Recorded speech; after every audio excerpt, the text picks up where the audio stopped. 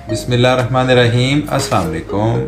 अगर आपकी आंख में चश्मे का नंबर है, आप ऐनक लगा लगा के थक चुके हैं, आपकी उम्र 20 साल से ज़्यादा और 45 साल से कम है, ये नंबर -0.50 से लेके -20 तक का भी होगा तो ये नंबर आपका 5 मिनट के प्रोसीजर से उतर सकता है।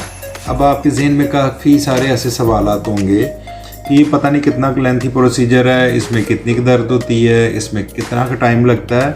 इन सारे सवालात के जवाब मैं आज की इस वीडियो में दूंगा कि ये कितना टाइम टेकिंग प्रोसीजर है और इसमें कितनी देर लगती है नज़र की बहाली होने में।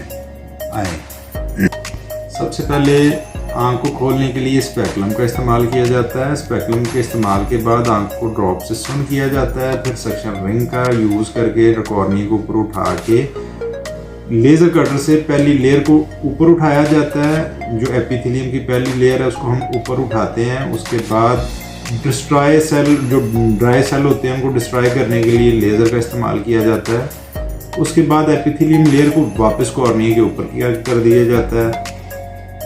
सक्शन रिंग को उठा लेते हैं। सक्शन रिंग को उठाने के बाद लेंस, एक आर्टिफिशियल लेंस आँख के ऊपर रख दिया जाता है। फिर स्पेकुलम को निकाल के आप अपनी रूटीन वाली आँख में वापस आ जाते हैं। ये जो लेंस हम आर्टिफिशियल है, ये हम दूसरे या तीसरे दिन इसको आउट कर देते हैं। आउट करने के बाद एक कंप्लेन रहती है पेशेंट की हमेशा कि उसको इस तरह महसूस होता है जैसे आँख में कोई रेतनुमा ज़रा चला गया। उसकी आँख में काफ़ी ज़्यादा रड़क महसूस होती है। उसको ख़त्म करने के लिए डॉक्टर हजरात अमूमन लुब्रिकेंट ड्रॉप्स देते हैं अपने पेशेंट्स को। वो अमूमन 6 महीने से लेके 1 साल 2 साल तक भी इस्तेमाल किए जा सकते हैं।